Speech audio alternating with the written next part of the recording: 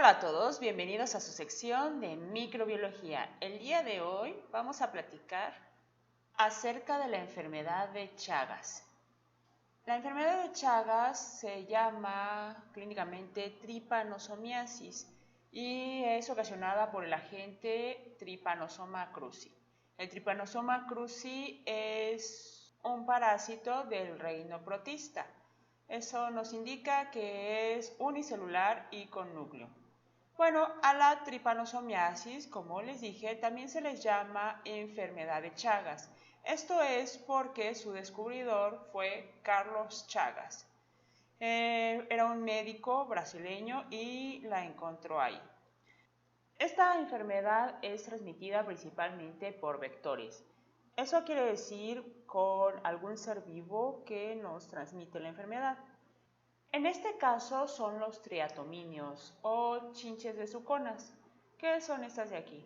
Existen en diferentes tamaños y formas, no nada más por su grado de juventud, digamos. Una chinche cuando es más joven es más pequeña, pero aún así existen ya en su forma adulta varios tamaños, entonces no nos debemos confiar a un solo aspecto. Una característica que notamos en común y con lo que podemos diferenciarlas es este patrón de colores que tiene algún color claro, luego uno oscuro, luego uno claro, luego uno oscuro, ¿no? Y está pues a veces aplanada, a veces gordita, pero está un color oscuro, luego uno claro, un color oscuro y luego uno claro. Entonces, si nosotros vemos alguna de estas, pues debemos tener muchísimo cuidado y estar alertas, ¿no? Vean, hay varios colores. Y esto es solo una muestra. ¿Y qué debemos hacer? Bueno, este parásito, no la chinche, sino el parásito que habita en su interior, es muy, pero muy resistente. Vamos a ver, nosotros utilizamos la luz ultravioleta para desinfectar superficies. Entonces, ¿por qué utilizamos la luz ultravioleta? Porque altera el ADN de los seres vivos. Y al alterar el ADN de los seres vivos, incluso a nosotros, la luz ultravioleta nos puede ocasionar daño. Por eso ocupamos los bloqueadores solares. Porque si no, tendríamos daño y surgiría cáncer de piel, por ejemplo. Entonces, imagínense de qué tamaño tan grande somos nosotros. En comparación, si se altera el ADN de los microorganismos, pues la luz ultravioleta logra matarlos en unos 15 minutos. Bueno, esto no ocurre, sorprendentemente, con el parásito Trypanosoma cruzi. El parásito puede resistir inclusive la luz ultravioleta por mínimo 45 minutos, si no es que más. Entonces, cuando nosotros vemos una chinche besucona, no debemos aplastarla. Porque, ok, aplastamos a la chinche se muere, pero la chinche no es el problema en sí, sino los parásitos que viven dentro de ella. Y entonces los parásitos quedarán esparcidos por el suelo y son muy resistentes. Entonces, si por ejemplo nosotros limpiamos, pues para deshacernos del cuerpo de la chinche, ahí ya vamos a llevar los parásitos. O si, digamos, no limpiamos, tal vez con una escoba, yo qué sé, lo van a expandir por todo el suelo. O si la aplastaron encima de la mesa, la van a expandir los parásitos por la mesa. Y es prácticamente imposible quitarlos porque son microscópicos, nunca los vamos a ver, nunca vamos a saber si en verdad ya se quitaron. ¿Y cómo los vamos a quitar si ni siquiera la luz ultravioleta los mata? Entonces lo que debemos hacer es atrapar viva a la chinche en un frasco. Por supuesto tratando de no tocarla, ¿no? Tratamos de atraparla en un frasco, de preferencia el frasco lo etiquetamos y lo que sí es obligatorio es llevarlo al centro de salud. Y en los centros de salud pues nos recogerán a la chinche, si no lo hemos etiquetado nos pedirán la información de dónde estaba la chinche, en qué localidad o qué hay por su casa, etc. Esto para saber qué condiciones fueron las favorables para que la chinche viviera ahí. Por ejemplo, la chinche vive más en donde tenemos un lote baldío al lado porque se esconde entre la hierba, o si nosotros guardamos leña, pues entre los pedacitos de leña ahí se esconde la chinche. Entonces, para saber ese tipo de detalles. o saber la comunidad donde se está presentando el problema. Bueno, el centro de salud a su vez la mandará examinar. Entonces, a la chinche, pues hay mecanismos, por ejemplo, que utilizan en el laboratorio para saber si tiene o no los parásitos, porque no todas las chinches tienen los parásitos. Entonces, si tiene los parásitos, nos van a comunicar, sí, la chinche que me trajo estaba infectada, como para que tengamos o pongamos atención a los integrantes de nuestra casa, ver qué signos o síntomas están teniendo y tratar la enfermedad lo más prontamente posible. Y bueno, si no, pues ya no nos llamarán, pues qué bien, tal vez nosotros podemos llamar para confirmar, pero a lo mejor no tenían la chinche parásitos y todo muy bien. En fin, entonces hay que atraparla en un frasco y llevarla al centro de salud. Como es un parásito, miren aquí se los presento, este ya es el parásito, lo que vive adentro de algunas de esas chinches besuconas. Los parásitos cambian de forma en diferentes partes de su ciclo vital y además cambian de huésped. Entonces, uno de los huéspedes fue el triatominio o chinche besucona y otro de los huéspedes pues vamos a ser nosotros. Entonces, vamos a platicar acerca del ciclo de vida, o sea, todos estos cambios que se están dando en la vida de la chinche. Voy a iniciar con que el triatominio, o sea, la chinche besucona, succiona estos que yo les presenté en la imagen anterior, que se llaman tripomastigotes. Aquí les muestro un esquema. El tripomastigote es alargado y aquí vemos su núcleo y surge un flagelo que bordea toda la longitud de, digamos, el cuerpo del parásito, que es solo una célula. Así que forma como una aleta este flagelo. Este punto de aquí es a partir de donde surge el flagelo y bueno, esto de aquí es un núcleo. Entonces la chinche va a picar a una persona y succionar, o sea, extraer de la persona los tripomastigotes. Esta es una visión real del tripomastigote. Vamos a ver que pues está alargadito, ven aquí se alcanza a distinguir su flagelo que parece como una aleta. Esto de acá pues es un núcleo y el punto de aquí es de donde surgió el flagelo. Estos de acá son eritrocitos, o sea, células de la sangre de una persona. Ok. Succiona esta fase o esta etapa de la vida el tripomastigote y dentro de ya la chinche besucona se transforman en epimastigotes, que tienen una forma como más compacta. Es como si retrocedieran en su etapa de la vida, como si de adulto pasaran a jóvenes. Entonces, aquí todavía no está todo completamente desarrollado el flagelo. Aquí es desde el punto, este punto que teníamos acá, está aquí. Y bueno, entonces estos son los epimastigotes, así como que rejuvenecen. Y después estos epimastigotes se van a reproducir por fisión binaria en el intestino de la chinche. Entonces van a ser muchos, ¿no? Los jóvenes se reproducen, son muchos. No se tiene que combinar, digamos, un macho o una hembra, por eso por fisión binaria, solitos se van a multiplicar. Entonces ya vamos a tener muchos. Y posteriormente a ello, pues ya se van a volver a convertir en tripomastigote, o sea, la forma que les mostré al principio. Estos tripomastigotes, por estar dentro todavía de la chinche besucona, les hemos dado un nombre diferente, que es tripomastigote metacíclico. Pero es la misma forma, simplemente ahorita está dentro de la chinche. Bueno, pues estos tripomastigotes metacíclicos están dentro de la chinche. Entonces, la chinche puede pasar, así como se las mostré al principio, sin comer unos 6 meses o hasta un año. Después, pues va a picar a otra persona y entonces se va a inflar de sangre. Las chinches y muchos otros insectos no tienen un aparato digestivo complejo con esfínteres que sostengan las heces fecales.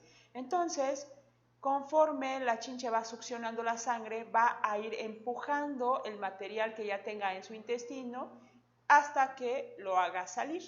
Entonces, la chinche defeca después de haber picado, ¿no? O mientras que está picando, va defecando sobre la piel de la persona. Y aquí, en las heces fecales, es donde se encuentran los tripomastigotes, o sea, es donde están los parásitos. Entonces, ¿qué pasa? Pues que donde nos picó la chinche, nosotros ya tenemos una herida. Y además, las picaduras suelen darnos comezón. Entonces, si nosotros nos rascamos, hacemos más heridas en la piel, que son muy pequeñas, tal vez ni las notemos. Cuando nosotros ahorita, si nos gustan rascarse, ahí ya están dejando heridas, aunque no las vean. Y estos agentes son microscópicos, o sea, muy pequeños, por lo que por esas heridas minúsculas que nosotros nos hicimos al rascarnos pueden ingresar.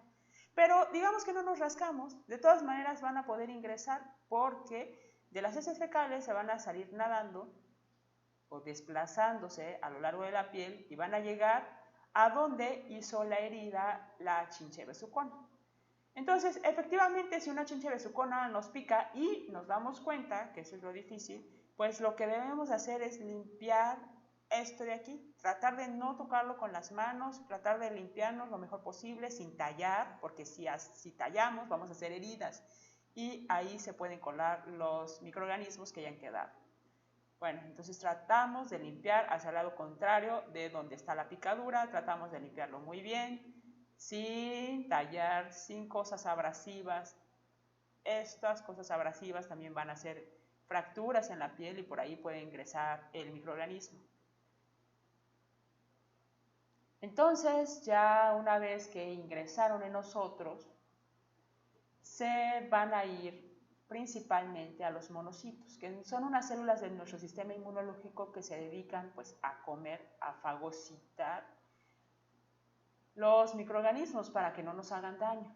Pero el problema es que el parásito es muy resistente. Entonces, sí, el monocito se lo va a comer, va a hacer su trabajo, pero dentro del monocito este microorganismo no se va a morir y se va a convertir en una forma más juvenil todavía que el epimastigote, que se llama esta forma juvenil amastigote. Es, si se fijan, más redondita. Y bueno, estos amastigotes también se pueden multiplicar dentro del monocito. Entonces, dentro del monocito se empiezan a multiplicar y multiplicar y multiplicar y multiplicar hasta que son tantos que el monocito estalla. Y entonces ya salen a la circulación, o sea, a nuestra sangre, y en la sangre se convierten nuevamente en tripomastigotes. ¿Cuáles son otros mecanismos de entrada? Porque la chinche besucona no es la única.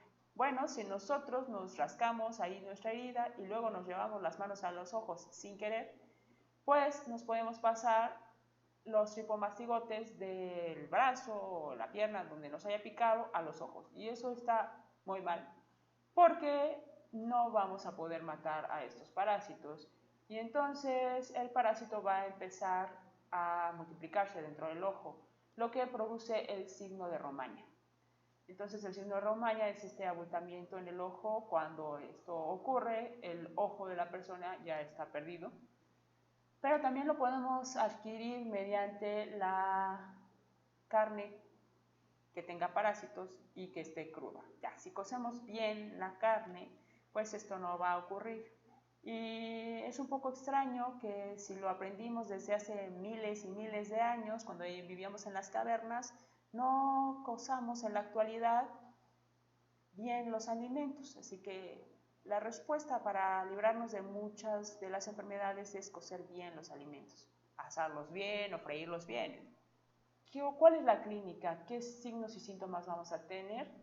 Lo primero será el chagoma. El chagoma es como la herida que se formó al picar la chinche besucona, no por el propio piquete de la chinche besucona, sino porque ahí se traía parásitos. Entonces, este piquete no es un piquete cualquiera, no es suavecito, sino que se pone más rígido, cambia como una piel callosa y se ve más grande, ¿no? Más o menos así.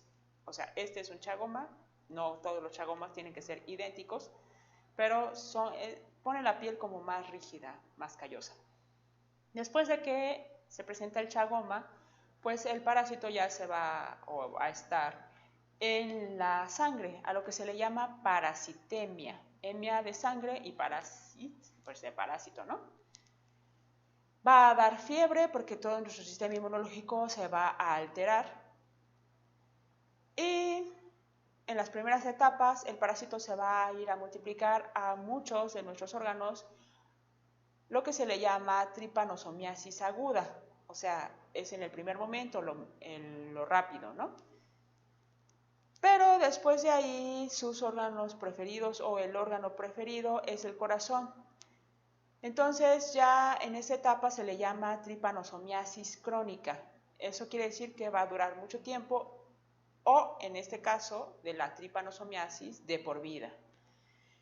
El tripanosoma va a empezar a atacar las fibras nerviosas del corazón. Nuestro corazón tiene estas fibras nerviosas, que son las que se presentan aquí en amarillo, esto de aquí, que se llama el haz de His. Este haz de His hace que el corazón se contraiga independientemente de que el cerebro lo quiera o no contraer. El corazón puede contraerse por sí mismo, no necesita la información del cerebro. Sí puede ser regulado, digamos, por el cerebro, pero no necesita su información para contraerse. Entonces, este es un mecanismo normal que tenemos todos en todo el momento. Y este nervio, que se llama el haz de His, es el principal afectado por el tripanosoma. Entonces, el corazón pues va a dejar de contraerse con regularidad y como un efecto de defensa el corazón va a tratar de crecer.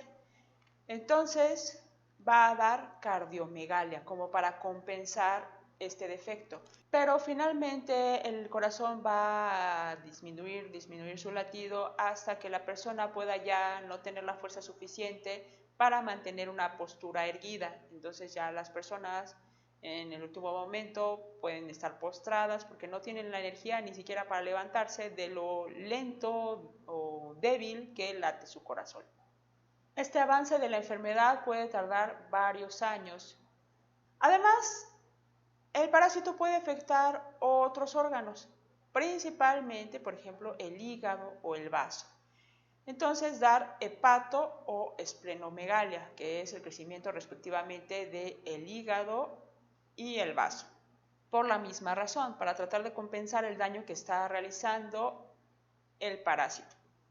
Otro de los órganos comúnmente afectados son el esófago y el intestino grueso o colon. Entonces, afecta igual, tiene predilección por las fibras nerviosas de estos órganos y entonces se origina un megaesófago o un megacolon. ¿Cuál es el diagnóstico? Pues en lo primero en lo que se basará el médico o quien nos atienda va a ser en la zona en la que vivimos. Entonces, la chicha besucona vive principalmente entre los trópicos.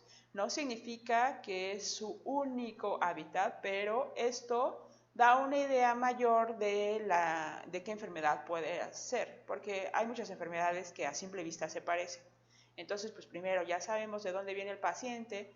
Digamos, si vivimos ahí, pues es evidente, ¿no? Pero a lo mejor nada más fuimos de vacaciones y de repente tú estás ya en el Polo Norte y dices, pues, ¿qué me está pasando?